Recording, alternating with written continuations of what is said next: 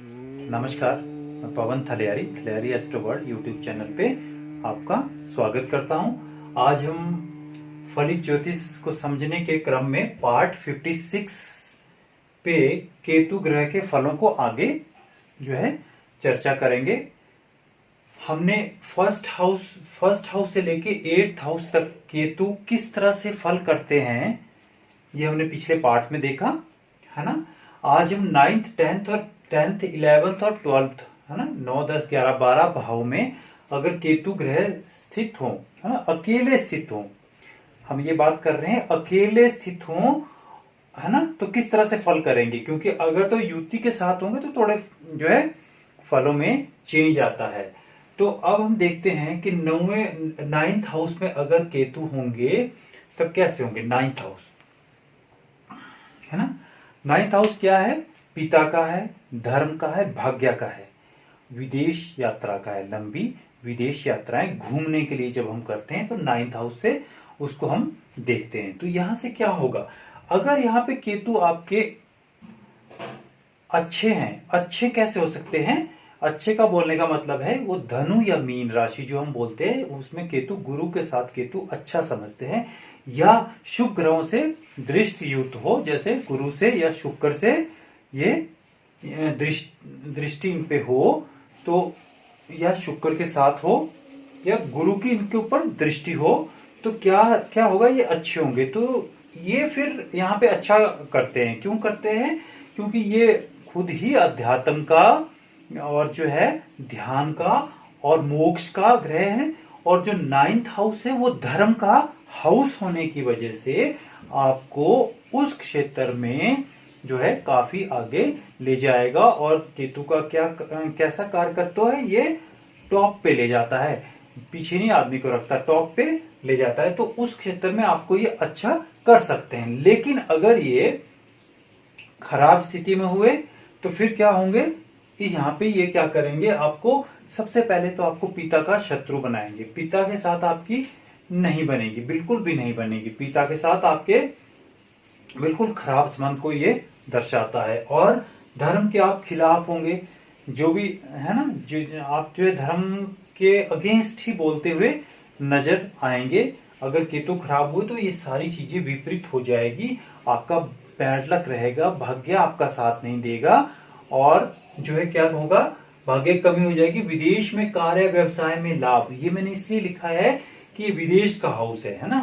तो केतु क्या करते हैं, फायदे वाली जो चीज यहाँ पे मैंने कही, फायदे वाली दो ही चीजें 9th हाउस से आप देखें कि अगर केतु अच्छे हैं तो आपको धार्मिक क्षेत्र में आपको फायदा दिलाएंगे।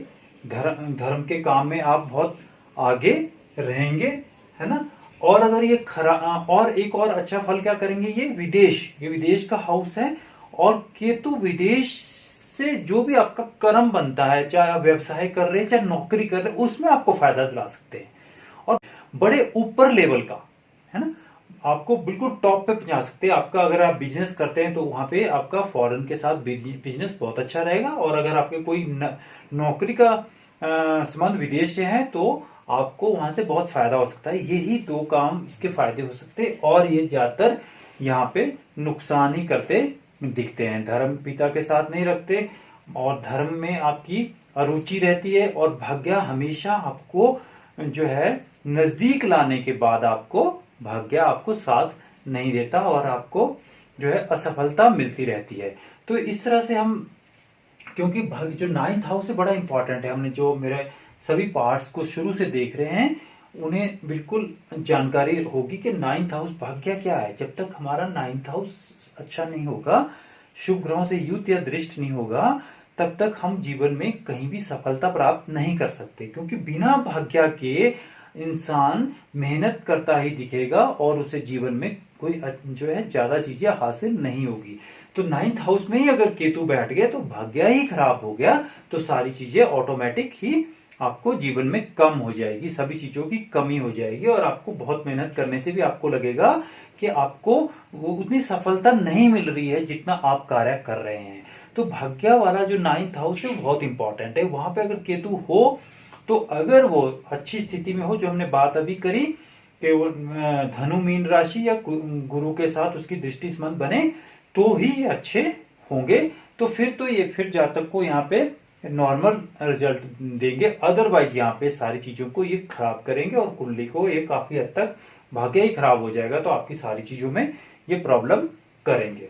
अब इस तरह से जो है 10th हाउस में अगर केतु हो, हमने बात करी थी राहु की, है ना, कि राहु जब 10th हाउस में होते हैं तो अच्छा फल करते हैं। बिल्कुल आपको वो क्या करते हैं, टॉप में ले जाते हैं, आपके कार्य क्षेत्र में पॉलिटिशियन या बड़ा पद दिलाते हैं राहु। लेकिन केतु उस तरह से फल यहाँ पे नहीं करते दिखते। वो क्या कारण है कि केतु ये कर्म, 10th हाउस क्या है हमारा, कर्म का हाउस है।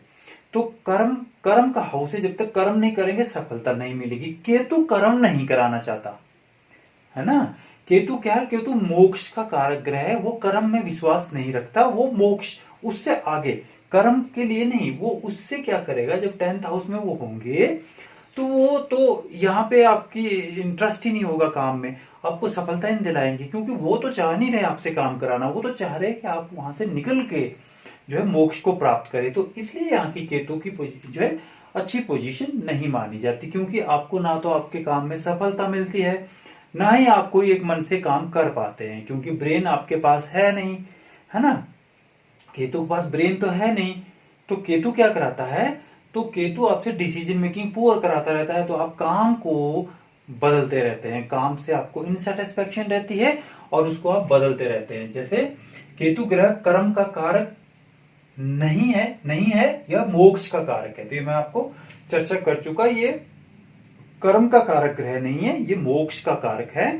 तो इस वजह से इसको ये वाला प्लेस इसको अच्छा नहीं, इसका फेवरेट प्लेस राहु का नहीं, ये सॉरी केतु का नहीं। जिस तरह से 10th हाउस राहु का फेवरेट प्लेस है, उसी के विपरीत केतु का ये फेवरेट हाउस नहीं है, क्योंकि ये कर्म का कारक नहीं है, ये मोक्ष का कारक है, होने से कर्म में रुचि नहीं रखता। मैंने इसीलिए ये लंबी लाइन लिखी है कि आप इसको अच्छे से समझ जाए कि यहाँ पे क्यों नहीं होता। और इनस्टेबिलिटी इन कैरियर, जो आपका करियर है उसमें इनस्टेबिलिटी लाता है। आपको क्या होता है कि वो क्यों होता है, क्योंकि आपसे कार्य कराना नहीं चाह रहा वो, तो आपको क्या लगता है सांसारिक बंधनों में नहीं फंसाना चाहता है, ये तो मोक्ष की तरफ को ले जाता है, मोक्ष का ग्रह है ना। हम चाहते हैं काम करना, क्योंकि यही सांसारिक उसमें फंसे रहना, तो वहां पे आपको इनसेटिस्फेक्शन कराएगा ये। और आप क्या करेंगे, आप जो है आपकी जो भी आप काम करने लगेंगे उसमें आपको सफलता नहीं मिलेगी, फिर आप उसको बदलते हैं। इनस्टेबिलिटी इन करियर, जो आप पहले एक बार काम करने लगेंगे, थोड़े दिन बाद बदल देंगे, फिर करने लगेंगे दूसरा, उसमें भी आपको कुछ सेटिस्फेक्शन नहीं मिलेगी और आप उसको बदलते जाएंगे। उसका बिना सोचे विचारे कार्य आरंभ करना कुछ, क्योंकि तभी तो ऐसा हो रहा है, क्योंकि करियर में इंस्टेबिलिटी क्यों हो रही है, क्योंकि आप बिना सोचे विचारे कोई भी काम कर रहे हैं। ब्रेन ना होने की, केतु में ब्रेन ना होने की वजह से जो भी आप कार्य में करने लगोगे वो अच्छे से डिसीजन लेके नहीं करेंगे। उस वजह से क्या होगा कि आपके उसमें जो है स्टेबिलिटी नहीं रहेगी और आपका करियर में बदलाव आता रहेगा। यहाँ पे क्या होता है, एनर्जी होगी पर कंफ्यूजन रहेगा, क्योंकि यहाँ पे केतु मैंने कहा था कि शरीर है ना, एनर्जी तो है, काम करने की एनर्जी है, कर्म का हाउस है, केतु वहां है, एनर्जी आप में फुल है, ब्रेन ही नहीं है लेकिन एनर्जी तो है। लेकिन ब्रेन ना होने की वजह से कंफ्यूजन रहता है, आप में बहुत एनर्जी रहती है कि मैं ये भी करूंगा वो भी करूंगा, आप पूरे जोर से किसी भी काम को स्टार्ट करते हैं। आपने बहुत सारे लोगों को आप देखें, आप आसपास क्या करते हैं, किसी भी काम को करने के लिए पूरी फोर्स लगाते हैं। कोई नया सा उनको काम आता है, दूसरे का देखते हैं या कहीं से, क्योंकि अपने से तो उनको कुछ अच्छा आइडिया नहीं आता, दूसरे का देख के उसमें लगते हैं उसको करने के लिए। लेकिन क्या होता है कि एनर्जी होगी पर कंफ्यूजन रहेगा और वो जो है उसमें सफल नहीं होते, क्योंकि उन्होंने खुद सोच विचार के वो काम नहीं किया होता, इसलिए वहां पे उनको वो नुकसान होता है। अब केतु का मैंने कहा कि दो पक्ष रहते हैं हमेशा, राहु की तरह ये एक तरह नहीं है कि असफलता ही, राहु का क्या है, असफलता ही मिलेगी, है ना। करना राहु क्या कराता है, राहु कराता है जो काम कोई नहीं करेगा वो राहु वाला करेगा, लेकिन मिलेगी असफलता, क्योंकि स्वर भानु ने जो है क्या किया था, अमृत पीने तक को चला गया था लेकिन उसे सफलता नहीं मिली थी। तो राहु तो वैसा है। केतु क्या है, केतु के अगर आप केतु के अगेंस्ट गए तो बिल्कुल आपको नीचे ले आएगा, लेकिन अगर केतु की तरह आप काम करते गए तो केतु आपको विक्ट्री आपके उस हाउस में, उस हाउस से कारकत्वों में आपको विक्ट्री दिलाएगा। अब यहाँ पे विक्ट्री कैसे मिल सकती है आपको? 10th हाउस में क्या विक्ट्री मिल सकती है? यहाँ पे एक कर्म का भाव है।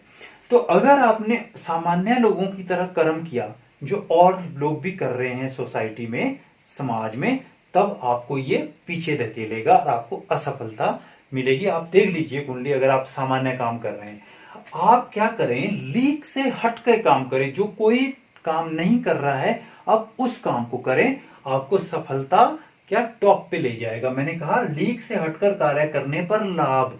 अब लीक से हटकर कार्य करने का मतलब ये मेरा कहने का है, बहुत सारे कार्य ऐसे होते हैं जिसको आम आदमी नहीं करते, ज्यादातर सामान्य लोग उसको नहीं करते, समाज में लोग उसको एक तरह का ही काम करते हैं। लोग को नया काम करने से घबराते हैं। आप कोई नया काम करें, आपको उसमें सफलता मिलेगी। केतु वही चाहता है कराना, तो जो केतु कराना चाहता है आप उस कर्म को करें, आपको उसमें फायदा मिलेगा। आप नया काम करें, अजीबोगरीब काम करें, जो अलग से बिल्कुल हटके हो, तो आपको उसमें फायदा ही फायदा होगा। बहुत सारे लोग ऐसे हैं, आप जो है बायोग्राफीज पढ़े, बड़े बड़े जो सफल हुए लोग, उन्होंने हट के काम किया, अलग से काम किया, और उनका अगर आप देखें प्लेसमेंट तो केतु 10th हाउस में होता है ना।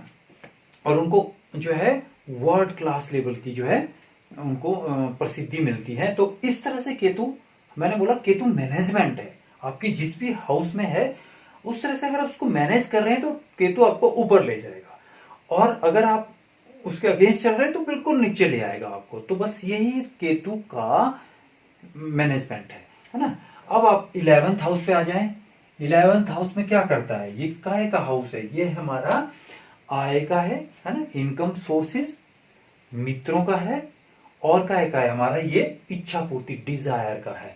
तो केतु यहाँ पे 11th हाउस में मैंने कहा था 3, 6, 11 में अच्छे होते हैं।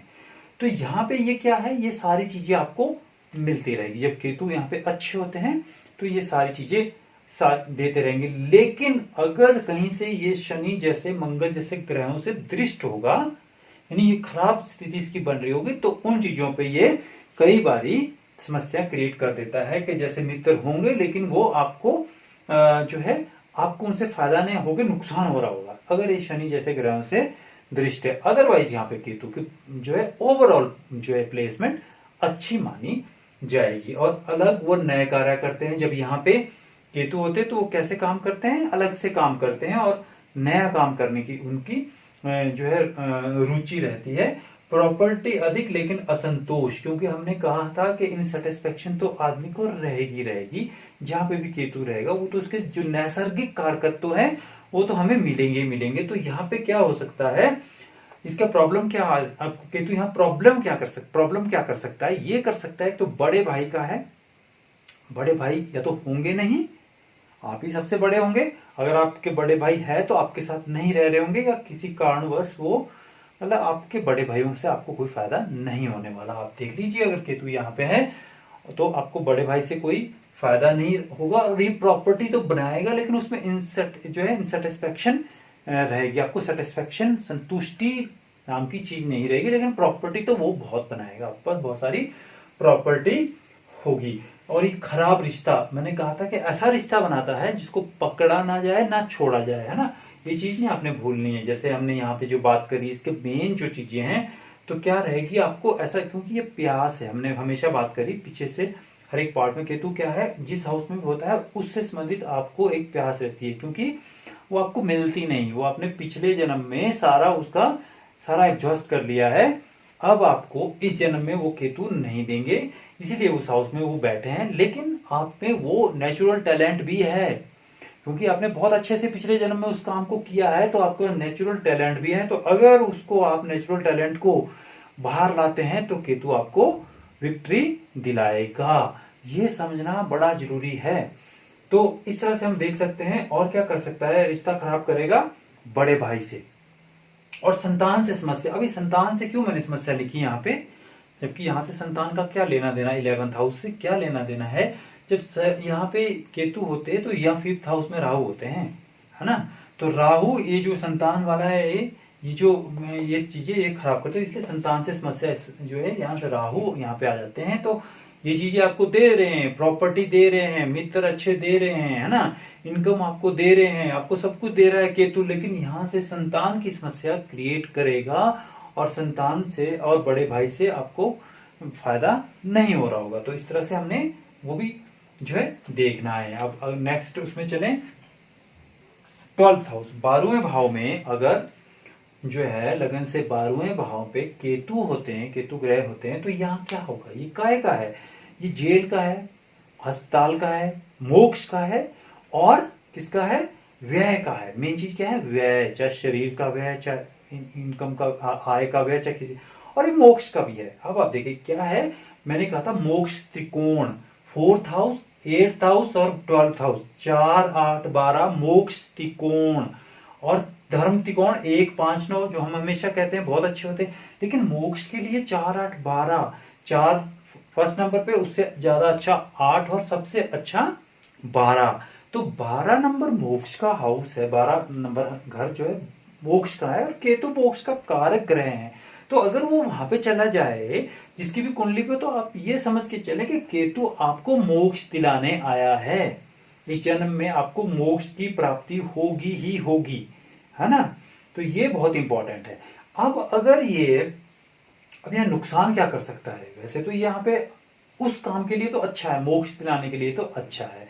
आप जब भी है आपका जो है उस तरह का आपका विचार और सारा जो है मन बदलेगा, आप मोक्ष की तरफ को जाएंगे, और केतु आपको जरूर वहां को लेके जाएगा। लेकिन यहाँ पे बुरा क्या कर सकते हैं, एक तो ये व्यय कराएंगे, है ना, ये क्या कराएंगे, धन का अपव्यय कराएंगे। कैसे कराएंगे, धन का अपव्यय कैसे होगा, ये ऐसी जगहों पे कराएंगे जैसे अस्पताल के खर्चे, बीमारी लगा दी कोई, उस पर लगातार आपका खर्चा हो रहा है, लगातार खर्चा हो रहा है ना, तो ये अपव्यय कराएंगे। और या जो है कोर्ट कचहरी, मुकदमा, जेल आदि ऐसी समस्याओं में उलझाएंगे, जिससे जो है आपको पैसों का खर्च होगा। और क्या कर सकते हैं ये, और हाँ ये बड़ा इंपॉर्टेंट है, आप इसको थोड़ा सा आराम से देखिए, ईश्वर का घर है ना, ये मैंने बड़ा यहाँ पे इंपॉर्टेंट महत्वपूर्ण है बिल्कुल ये, कि ईश्वर का घर, ये मोक्ष जो 12वां हाउस है वो ईश्वर का घर कहते हैं इसको। क्यों कहते हैं ईश्वर का घर, पहले तो आप ये समझे। तो आमतौर पे किताब बुक्स पे तो क्या लिखा है, मोक्ष, है ना, लेकिन मोक्ष क्या है, मोक्ष का मतलब है भगवान का घर। वो कैसे हुआ, अब आप देखो, भगवान का संबंध किससे, 9th हाउस, धर्म का है, पिता का है, गुरु का है, और भगवान का है ना। तो यहां से भगवान के, यहाँ इस हाउस से 4th क्या हुआ, 1, 2, ईश्वर का घर ये हो गया, मतलब ईश्वर यहाँ पे है, गुरु है, 9th हाउस क्या है, पिता, गुरु, ईश्वर। अब इनका घर कहाँ है, 1, 2, 3, 4, यानी 4th हाउस होता है ना हमारा, घर, मकान, भूमि, मकान, घर। तो ईश्वर का घर हुआ 12वां हाउस। तो ये ईश्वर का घर को आप कब जाएंगे, जब केतु जैसे मोक्ष देने वाले ग्रह होंगे, तो इसलिए मोक्ष का हाउस हुआ। तो ये कहते हैं बुक्स में, अगर आप पढ़ेंगे तो वहां बिल्कुल क्लियर लिखा है कि ये मोक्ष आपको मिलेगा ही मिलेगा। लेकिन मेरा ये कहना है कि मोक्ष ठीक है, बिल्कुल बढ़िया है कि आप ईश्वर के घर में ही केतु बैठे हैं, जो एक तो ईश्वर का घर यानी मोक्ष का घर, और एक ईश्वर मोक्ष का कारक ग्रह केतु वहीं बैठ गए, तो बहुत अच्छी स्थिति होगी। लेकिन अगर केतु कहीं खराब स्थिति में हुए और ज्यादा शनि मंगल जैसे से दृष्ट हुए, है ना, तो क्या करेगा, वो मोक्ष की तरफ तो ले जाएगा, लेकिन जो ये जो चीजें हैं ना, अपव्यय, जेल, अस्पताल, अपमान, है ना, व्यय, धन का व्यय, ये सारी चीजें भी साथों साथ रखेगा जीवन में आपके, इससे आपको छुटकारा नहीं दिलाएगा। वो बाद में मोक्ष की तरफ आप चले जाएंगे, वो ठीक बात है, वो हम उससे एग्री करते हैं। तो इस तरह से आपने लगाना है। और कैसे ईश्वर का घर बनाइए, तो ये 9th हाउस से 4th होने की वजह से ये क्या हुआ, ईश्वर का घर होगा। तो अगर आप देखें 12वें हाउस में जो है, हाँ एक और चीज यहाँ इंपॉर्टेंट है कि विदेश, ये विदेश का भी है, तो विदेश से आपको फायदा हो सकता है, दूर दराज से की चीजों पे, वहां पे आपको जाने से, बसने से आपको फायदा होगा, अपने कुटुंब से। अब आप देखो जो है, ये अपने कुटुंब से जो है वहां पे बाहर दूर जाने से ही आपको फायदा, कुटुंब या जहाँ आपका जन्म स्थान है वहां से आपको दूर रहने से ही आपको फायदा होगा। केतु वहां पे ही आपको ऊंचा पद, ऊंचा आपका जो भी काम आप कर रहे हो उसको ऊंचाइयों पे ले जाएगा। तो इस तरह से हम 12th हाउस में भी केतु को जो है समझ सकते हैं। तो आज हमने पहले, अब हमारा कंप्लीट हो गया फर्स्ट हाउस से लेके 12th हाउस तक केतु कहाँ कहाँ कैसा कैसा फल करते हैं। लेकिन केतु का जो फर्स्ट मेरा पार्ट है जिसमें हमने केतु के बारे में समझा है, इसके कारकत्वों को बारे में समझा और किस तरह से फल देना चाहता है, वो बहुत इंपॉर्टेंट है। केतु बुरा ही नहीं करना चाहता, ये आपको बहुत ऊंचाई पर भी लेना चाहता है, तो ले जाना चाहता है। तो हमें ये बड़ा जरूरी है समझना कि केतु कैसा काम चाहता है हमसे। 9th हाउस में हो तो धर्म के काम में आप लगें तो आपको बिल्कुल बहुत ऊंची लेवल को ये ले जाएगा। धर्म के जितने भी बड़े बड़े धर्म गुरु हुए हैं या है, वो वही लोग होते हैं जिनके यहाँ पे 9th हाउस में इस तरह की कॉम्बिनेशन बनते हैं। तो ऐसा नहीं है, आपको उस फील्ड को, मतलब हमने जो है उस फील्ड को ही जो है, जैसे 5th हाउस में जो है तो मैंने बोला क्रिएटिविटी का है ये। आप क्रिएटिव होंगे, पढ़ाई में नहीं लगाएगा तो पढ़ाई में लगना क्यों है, या तो फिर ऐसे विषय पे लगाएगा ये कि जो ज्योतिष जैसे विषय या जो गूढ़ रहस्य वाले विषय, तो वहां आपको सफलता दिलाएगा, उसमें कोई डाउट नहीं है।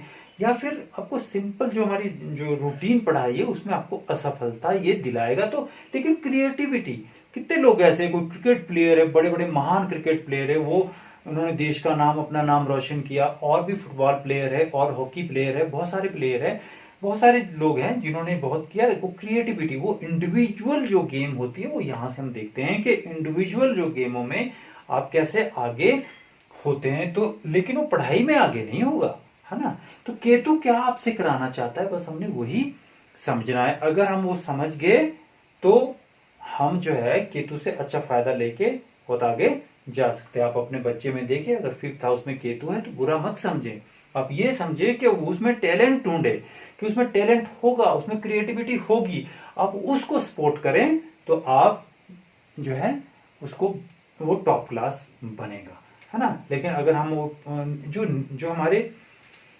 जो सांसारिक कामों से या जो रूटीन के कामों से केतु हटना चाहता है। उसी तरह 10th हाउस में जैसे हमने कहा कि अगर आपने रूटीन के काम किए तो आपको वहां असफलता मिलेगी, लेकिन आपने लीक से हट के काम किया तो आपको वो बहुत आगे तक ले जाएगा। इसी तरह 3rd हाउस है, पराक्रम का है।